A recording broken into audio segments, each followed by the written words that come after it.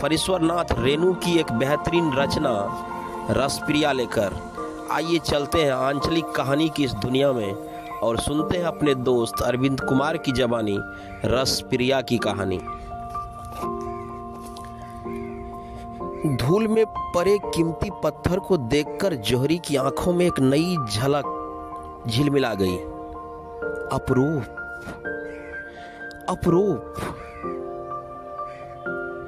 चरवाहा मोहना छौरा को देखते ही पचकोड़ी मृदंगिया के मुंह से निकल पड़ा। अपरूप अपरूप। खेतों मैदानों बाग बगीचों और गाय बैलों के बीच चरवाहा मोहना की सुंदरता। मृदंगिया की छीन ज्योति आंखें सजल हो गई। मोहना ने मुस्कुराकर पूछा, तुम्हारी उंगली तो रसप्रिया बजाते टेढ़ी हुई है ना? बूढ़े मृदंगिया ने चौंकते हुए कहा, रसप्रिया? हाँ नहीं? तुमने कैसे जाना? तुमने कहाँ सुना है बे? बेटा कहते वह रुक गया। परमानपुर में उस बार एक ब्राह्मण के लड़के को उसने प्यार से बेटा कह दिया था। सारे गांव के लड़कों ने उसे घेर कर मारपीट की तैयारी की थी। बहरदार होकर ब्राह्मण के बच्चे को बेटा कहेगा। मारो मारो साले बुढ़े को, घेर कर मारो, फोड़ दो इसका मृदंग। मृदंगिया ने हंसकर कहा था, अच्छा इस बार माफ कर दो सरकार, अब से आप लोगों को बाप ही कहूंगा। बच्चे खुश हो गए थे। एक दो 2.5 साल के नंगे बालक की टुड्डी पकड़कर वह बोला था, क्यों ठीक कहा ना बाप जी? बच्चे ठठाकर हंस पड़े थे। लेकिन इस घटना के बाद फिर कभी उसने किसी बच्चे को बेटा कहने की हिम्मत नहीं की थी। मोहना को देखकर बार बार बेटा कहने की इच्छा होती है। रसप्रिया की बात किसने बताई तुमसे? बोलो बेटा। 10-12 साल का मोहना भी जानता है, पचकौड़ी अधपगला है, कौन इससे पार पाए। उसने दूर मैदान में चढ़ते हुए अपने बैलों की ओर देखा। मृदंगिया कमलपुर के बाबू लोगों के यहाँ जा रहा था। कमलपुर के नंदू बाबू के घराने में अब भी मृदंगिया की 4 मीठी बातें सुनने को मिल जाती है। 1-2 जून भोजन तो बंधा हुआ है ही, कभी कभी रस चर्चा भी यहीं आकर सुनता है। वह 2 साल बाद वह इस इलाके में आया है। दुनिया बहुत जल्दी जल्दी बदल रही है। आज सुबह शोभा मिश्र के छोटे लड़के ने तो साफ साफ कह दिया था, तुम जी रहे हो या थेथरई कर रहे हो मृदंगिया? हाँ, यह जीना भी कोई जीना है, निर्लजता है, और थेथरई की भी सीमा होती है। 15 साल से वह गले में मृदंग लटकाकर गांव गांव घूमता है, भीख मांगता है। दाहिने हाथ की टेढ़ी उंगली मृदंग पर बैठती ही नहीं है। मृदंग क्या बजाएगा? अब तो धा तिंग भी बड़ी मुश्किल से बजता है। अतिरिक्त गांजा भांग के सेवन से गले की आवाज विकृत हो गई है। किंतु मृदंग बजाते समय विद्यापति की पदावली गाने की वह चेष्टा अवश्य करेगा। फूटी भाथी से जैसे आवाज निकलती है, वैसी आवाज स्वयं स्वयं स्वयं। 15-20 साल पहले तक विद्यापति नाम की थोड़ी पूछ हो जाती थी। शादी ब्याह यज्ञ उपनयन मुंडन छेदन आदि शुभ कार्यों में विद्यापति मंडली की बुलाहट होती थी। पचकोरी मृदंगिया की मंडली ने सहरसा और पूर्णिया जिले में काफी यश कमाया है। पचकोरी मृदंगिया को कौन नहीं जानता, सभी जानते हैं, वो अधपगला है। गांव के बड़े बूढ़े कहते हैं, अरे पचकोरी मृदंगिया का भी एक जमाना था। इस जमाने में मोहना जैसा लड़का भी है, सुंदर, सलोना और सुरीला। रसप्रिया गाने का आग्रह करता है। एक रसप्रिया गाओ ना मृदंगिया। रसप्रिया सुनोगे? अच्छा सुनाऊंगा। पहले बताओ किसने? हे हे हे मोहना बैल भागे बैल भागे। एक चरवाहा चिल्ला, रे मोहना पीठ का चमड़ी उधेड़ देगा करमू। अरे बाप रे बाप, मोहना भागा। कल ही करमू ने उसे बुरी तरह पीटा है। दोनों बैलों को हरे हरे पाट के पौधे की महक खींच ले जाती है बार बार। खट मीठा पाट। पचकोरी ने पुकार कर कहा, मैं यही पेड़ की छाया में बैठता हूँ, तुम बैल हाँक कर लौटो। रसप्रिया नहीं सुनोगे? मोहना जा रहा था, उसने पलट कर देखा भी नहीं। रसप्रिया। विद्यापत नाच वाले रसप्रिया गाते थे। सहरसा के जोगिंदर झा ने एक बार विद्यापति के 12 पदों की एक पुस्तिका छपाई थी, मेले में खूब बिक्री हुई थी, रसप्रिया पोथी की। विद्यापत नाच वाले ने गा गा कर जनप्रिय बना दिया था रसप्रिया को। खेत के आल पर झरजामुन की छाया में पचकोरी मृदंगिया बैठा हुआ है, मोहना की राह देख रहा है। जेठ की चढ़ती दोपहरी में खेतों में काम करने वाले भी अब गीत नहीं गाते हैं। कुछ दिनों के बाद कोयल भी कूकना भूल जाएगी क्या? ऐसी दोपहरी में चुपचाप कैसे काम किया जाता है? 5 साल पहले तक लोगों के दिल में हुलास बाकी था। पहली वर्षा में भीगी हुई धरती के हरे भरे पौधों से एक खास किस्म की गंध निकलती है। तपती दोपहरी में मोम की तरह गल उठती थी रस की डाली। वे गाने लगते थे, बिरहा, चाचर, लगनी। खेतों में काम करते हुए गाने वाले गीत भी समय समय का ख्याल करके गाए जाते हैं। रिमझिम वर्षा में 12 मासा, चिलचिलाती धूप में बिरहा, चाचर और लगनी। भैया रे भैया, भैया भैया रे भैया, हल जोते हल बहारे भैया, हल जोते हल बहारे भैया, खुरपी चलावे मजदूर, खुरपी चलावे मजदूर, यही पंथा धनी मोरहे रुसली, हम भैली मजबूर। भैया रे भैया, भैया भैया रे भैया। खेतों में काम करते हलवाहों और मजदूरों से कोई बिरही पूछ रहा है कातर स्वर में। उसकी रूठी हुई धनी को इस राह से जाते देखा है किसी ने? अब तो दोपहरी नीरस ही कटती है, मानो किसी के पास एक शब्द भी नहीं रह गया। आसमान में चक्कर काटते हुए चील ने टिहकारी भरी, टिटिटिहिट टिटिटिहिट। मृदंगिया ने गाली दी, शैतान। उसको छोड़कर मोहना दूर भाग गया है। वह आतुर होकर प्रतीक्षा कर रहा है। जी करता है दौड़कर उसके पास चला जाए। दूर चढ़ते हुए मवेशियों की झुंडों की ओर बार बार वह बेकार देखने की चेष्टा करता है। सब धुंधला। उसने अपनी झोली टटोल कर देखा, आम है, मूढ़ी है। उसे भूख लगी। मोहना के सूखे मुंह की याद आई और भूख मिट गई। मोहना जैसे सुंदर सुशील लड़कों की खोज में ही उसकी जिंदगी के अधिकांश दिन बीते हैं। विद्यापत नाच में नाचने वाले नटवा का अनुसंधान खेल नहीं, सवर्णों के घर में नहीं, छोटी जाति के लोगों के यहाँ मोहना जैसी लड़की मुंह लड़का हमेशा पैदा नहीं होते।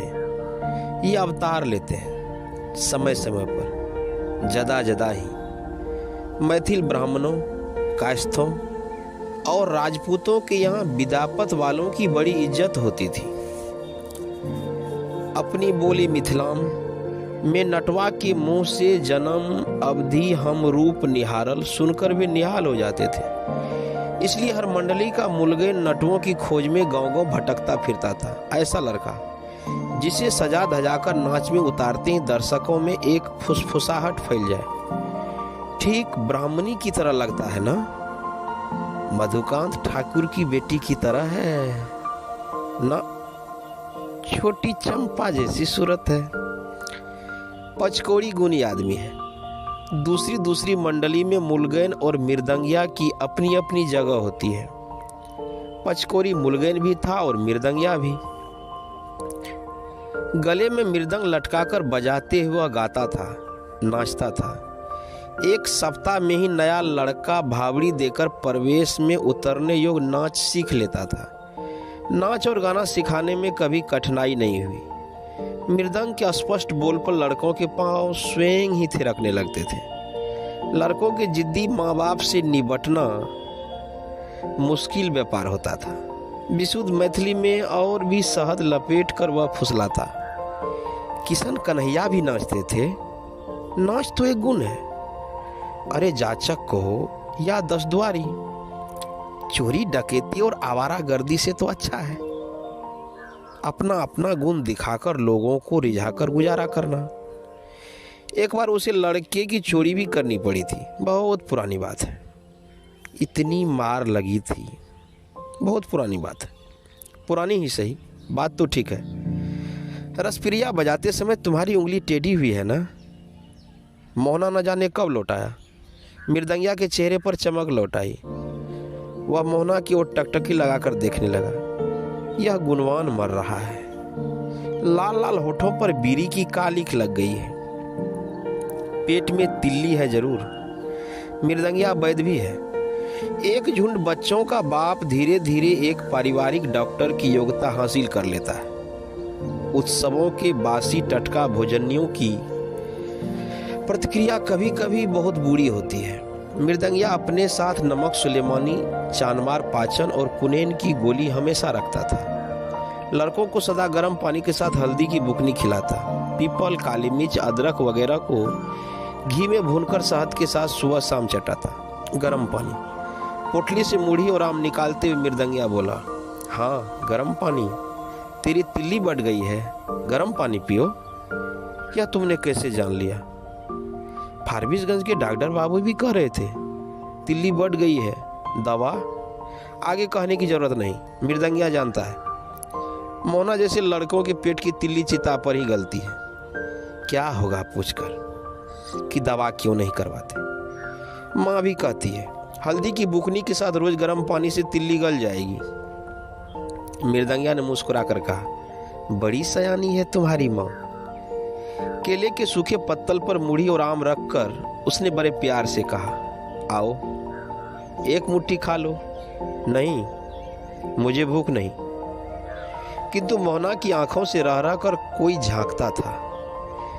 मूढ़ी और आम को एक साथ निगल जाना चाहता था। भूखा, बीमार भगवान। आओ खा लो बेटा। रसप्रिया नहीं सुनोगे? माँ के सिवा आज तक किसी अन्य व्यक्ति ने मोहना को इस तरह प्यार से कभी परोसे भोजन पर नहीं बुलाया।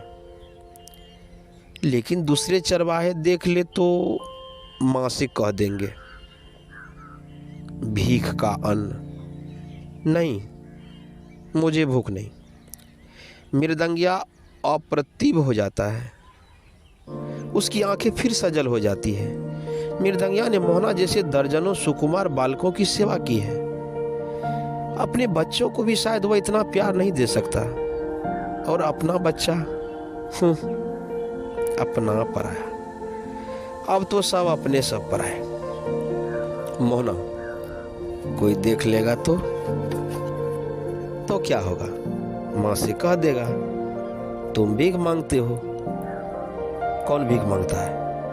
मृदंगिया के आत्मसम्मान को इस भोले लड़के ने बेवजह ठेस लगा दी।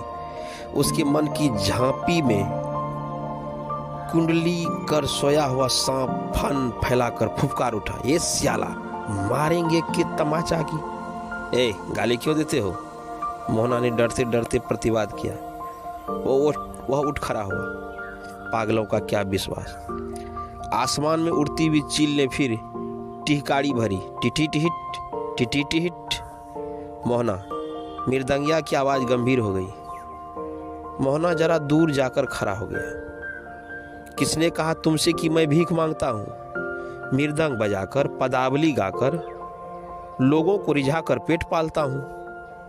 तुम ठीक कहते हो।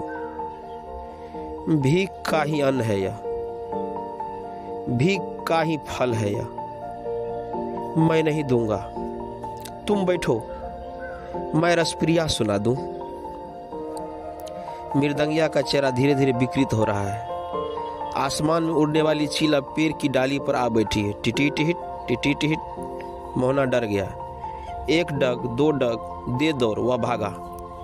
1 बीघा दूर जाकर उसने चिल्लाकर कहा, डायन ने बाण मारकर तुम्हारी उंगली टेढ़ी कर दी है ना। झूठ क्यों कहते हो कि रसप्रिया बजाते समय? कौन है यह लड़का? कौन है यह मोहना? रमपतिया भी कहती थी डायन ने बाण मार दिया है। मोहना ने जाते जाते चिल्लाकर कहा, करेला करेला। अच्छा, तो मोहना यह भी जानता है कि मृदंगिया करेला कहने से चिढ़ता है। कौन है यह मोहना? मृदंगिया आतंकित हो गया। उसके मन में एक अज्ञात भय समा गया। वह थर-थर कांपने लगा।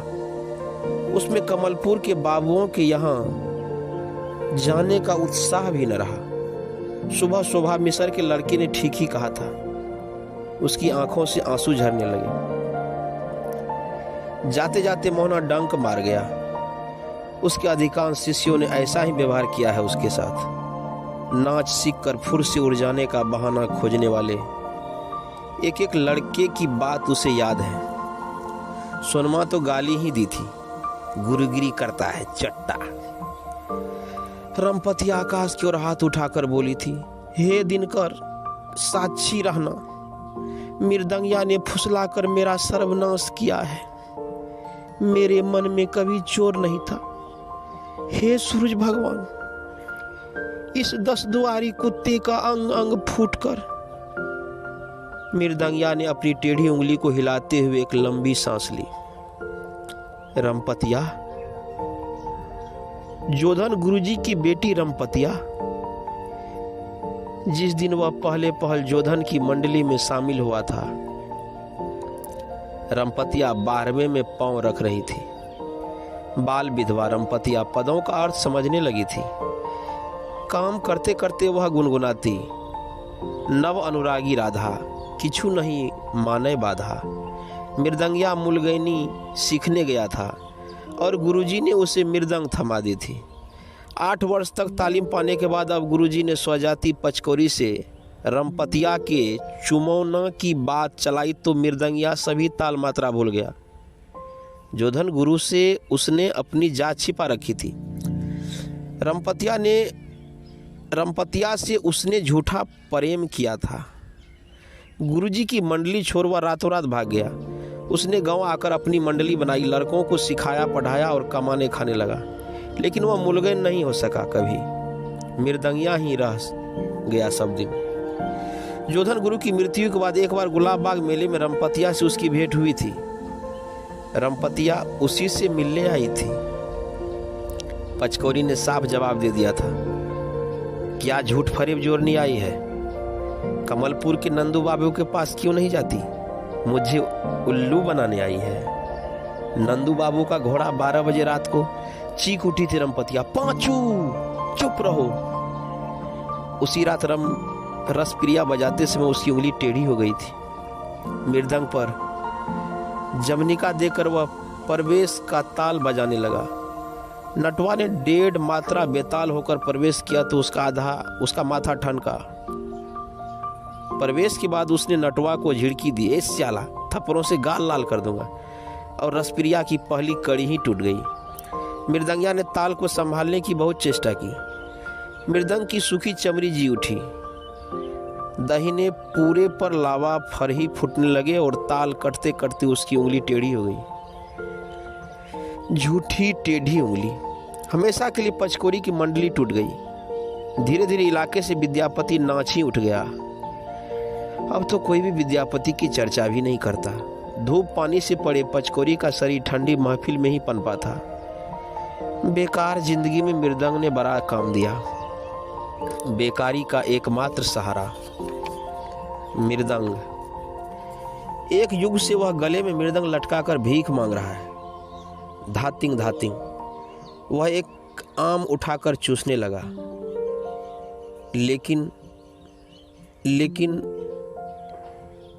लेकिन मोहना को डायन की बात कैसे मालूम हुई? उंगली टेढ़ी होने की खबर सुनकर रमपतिया दौड़ी आई थी। घंटों उंगली पकड़कर रोती रही थी, हे दिनकर, किसने इतनी बड़ी दुश्मनी की? उसका बुरा हो, मेरी बात लौटा दो भगवान। गुस्से में कही हुई बात नहीं पांचू, मैंने कुछ भी नहीं किया है। जरूर किसी डायन ने बाण मार दिया है। मृदंगिया ने आंखें पोंछते हुए ढलते सूरज की ओर देखा। इस मृदंग को कलेजे से सटाकर रमपतिया ने कितनी रातें काटी है। मृदंग को उसने छाती से लगा लिया।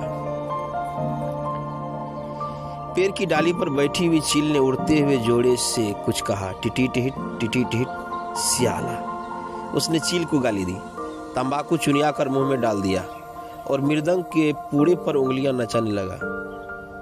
धीर नागी धिन धिन धा।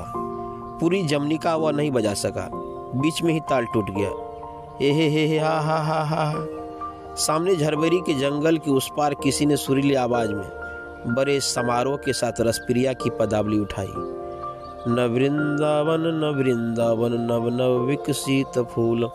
मृदंगिया के सारे शरीर में एक लहर दौड़ गई। उसकी उंगली स्वयं ही मृदंग के पूड़े पर थिरकने लगी।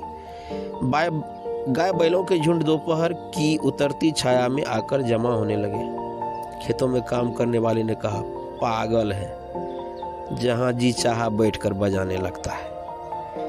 बहुत दिन के बाद लौटा है। हम तो समझते थे कहीं मर खप गया।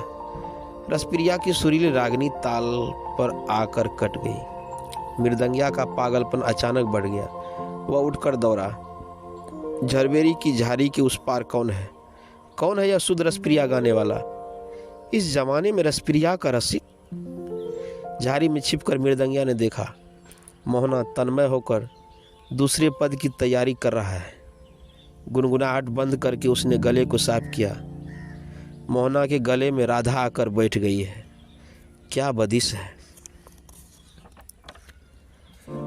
बेसुध मोहना गाए जा रहा है।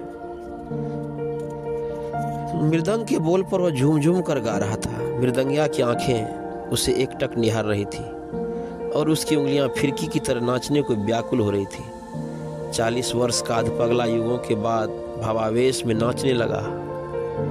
रह रह कर वह अपनी विकृत आवाज में पदों की कड़ी धरता, भौं फाए सोस है, गिरदिन धागी। मोहना के आधे काले और आधे लाल होठों पर नई मुस्कुराहट दौड़ गई। पद समाप्त कर वह बोला, इस टेढ़ी उंगली पर भी इतनी तेजी? मोहना हाँफने लगा। उसकी छाती की हड्डियां उफ। मृदंगिया धम से जमीन पर बैठ गया। कमाल, किससे सीखी? कहाँ सीखी तुमने पदावली? कौन है तुम्हारा गुरु? मोहना ने हंसकर जवाब दिया, सीखूंगा कहाँ, माँ तो रोज गाती है। प्रातः की मुझे बहुत याद है, लेकिन अभी तो उसका समय नहीं। हाँ बेटा, बेताले के साथ कभी मत गाना बजाना, जो कुछ भी है सब चला जाएगा। समय कुसमय का भी ख्याल रखना। लो अब आम खा लो। मोहना बेझिझक आम लेकर चूसने लगा। एक और लो। मोहना ने 3 आम खा गए और मृदंगिया की विशेष आग्रह पर 2 मुट्ठी चूरा भी फांक गया। अच्छा, अब एक बात बताओगे मोहना, तुम्हारे माँ बाप क्या करते हैं? बाप नहीं है, अकेली माँ है। बाबू लोगों के घर कुटाई पिसाई करती है। और तुम नौकरी करते हो? किसके यहाँ? कमलपुर के नंदू बाबू के यहाँ। नंदू बाबू के यहाँ? मोहना ने बताया। उसका घर सहरसा में है। तीसरे साल सारा गांव कोसी मैया के पेट में चला गया। उसकी माँ उसे लेकर अपने मम्हर आई है कमलपुर में तुम्हारी माँ के मामू रहते हैं। मृदंगिया कुछ देर तक चुपचाप सूरज की ओर देखता रहा। नंदू बाबू? मोहना की माँ? डैन वाली बात तुम्हारी माँ कर रही थी? हाँ, और एक बार सामदेव झा के यहाँ जनेऊ में तुमने गिरधर पट्टी मंडली वालों का मृदंग छीन लिया था। बेताला बजा रहा था वह, ठीक है ना? मृदंगिया की खिचड़ी दाढ़ी मानो अचानक सफेद हो गई। उसने अपने आप को संभाल कर पूछा, तुम्हारे बाप का क्या नाम है? अजोधा दास? बूढ़ा अजोधा दास, जिसके मुंह में न बोल न आंख में लोर, मंडली में गठरी ढोता था, बिना पैसे का नौकर, बेचारा अजोधा दास। बड़ी सयानी है तुम्हारी माँ। एक लंबी सांस लेकर मृदंगिया ने अपनी झोली से एक छोटा बटुआ निकाला। लाल पीले कपड़े के टुकड़ों को खोलकर कागज की एक पुड़िया निकाली उसने। मोहना ने पहचान लिया। लोट? क्या है लोट? हाँ, नोट है। कितने रुपया वाला है? 5 टकिया है, हैं 10 टकिया, जरा छूने दोगे? कहाँ से लाए? मोना एक ही सांस में सब कुछ पूछ गया। सब 10 टिकिया है? हाँ, सब मिलाकर 40 रुपए हैं। मृदंगिया ने एक बार इधर उधर निगाहें दौड़ाई, फिर फुसफुसा कर बोला, मोहना बेटा, फारबिसगंज के डॉक्टर बाबू को देकर बढ़िया दवा लिखा लेना, खट्टा मीठा परहेज करना, गर्म पानी जरूर पीना।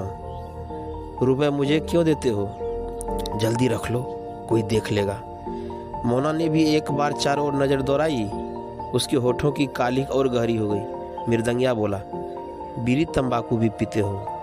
खबरदार। वह उठ खड़ा हुआ। मोहना ने रुपए ले लिए। अच्छी तरह गांठ में बांध लो, माँ से कुछ मत कहना। और हाँ, यह भीख का पैसा नहीं बेटा, यह मेरी कमाई के पैसे हैं, अपनी कमाई के। मृदंगिया ने जाने के लिए पाँव बढ़ाया। मेरी माँ खेत में घास काट रही है, चलो ना। मोहना ने आग्रह किया। मृदंगिया रुक गया, कुछ सोच कर बोला, नहीं मोहना, तुम्हारे जैसे गुणवान बेटा पाकर तुम्हारी माँ महारानी है, मैं महाभिखारी 10 दुआरी हूँ, जाचक फकीर, जो पैसे बचे उसका दूध पीना। मोहना की बड़ी बड़ी आंखें कमलपुर के नंदू बाबू की आंखें जैसी है। रे मोहना, रे बैल कहाँ है रे? रे मोहना, तुम्हारी माँ पुकार रही है शायद। हाँ, तुमने कैसे जान लिया? रे मोहना रे। एक गाय ने सुर में सुर मिलाकर अपने बछड़े को बुलाया। गाय, बैलों के घर लौटने का समय हो गया। मोहना जानता है माँ बैल हाँ कर ला रही होगी, झूठ मूठ उसे बुला रही है। वह चुप रहा। जाओ, मृदंगिया ने कहा, माँ बुला रही है, जाओ। अब मैं पदावली नहीं, रसप्रिया नहीं, निर्गुण गाऊंगा। देखो मेरी उंगली शायद सीधी हो रही है। शुद्ध रसप्रिया कौन गा सकता है आजकल? खेतों की पगडंडी झरबेरी के जंगल के बीच होकर जाती है। निर्गुण गाता हुआ मृदंगिया झरबेरी की झाड़ियों में छिप गया। ले, यहाँ अकेला खड़ा होकर क्या करता है? कौन बजा रहा था मृदंग? कौन बजाता रहा था मृदंग रे? घास का बोझा सिर पर लेकर मोहना की माँ खड़ी है। पचकौरी मृदंगिया, वह आया है? आया है वह? उसकी माँ ने बोझ जमीन पर पटकते हुए पूछा। मैंने उसके ताल पर रसप्रिया गाया है, कहता था इतना शुद्ध रसप्रिया कौन गा सकता है आजकल। उसकी उंगली अब ठीक हो जाएगी। माँ ने बीमार मोहना को आह्लाद से अपनी छाती से सटा लिया। लेकिन तू तो हमेशा उसकी टोकरी भर शिकायत करती थी, बेईमान है, गुरु दरोही है, झूठा है तो वैसे लोगों की संगत ठीक नहीं। खबरदार, जो उसके साथ फिर कभी गया, 10 द्वारी जाचकों से हेलमेल करके अपना ही नुकसान होता है। चल उठा बोझ। मोहना ने बोझ उठाते समय कहा, जो भी हो, गुनी आदमी के साथ रसप्रिया। चौप, रसप्रिया का नाम मत ले। अजीब है माँ, जब गुस्साएगी तो बाघिन की तरह, जब खुश होती है तो गाय की तरह हुकारती आएगी और छाती से लगा लेगी। तुरंत खुश, तुरंत नाराज। दूर से मृदंग की आवाज आई, तकदीन तकदीन तकदीन तकदीन। मोहना की माँ खेत के उबर खावर मेर पर चल रही थी। ठोकरे खाकर गिरते गिरते बची।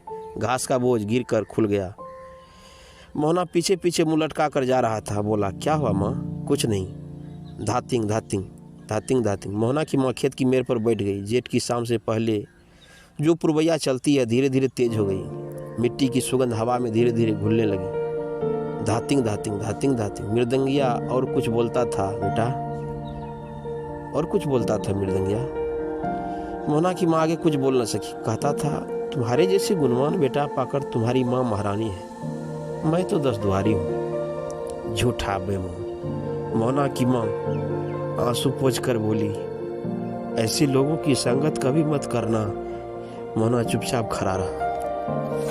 अभी आप सुन रहे थे हरीश्वरनाथ रेणु के द्वारा लिखित कहानी रसप्रिया, और वाचन अरविंद कुमार भरगमा का था। अगर कहानी अच्छी लगे, वाचन अच्छी लगे तो लाइक कर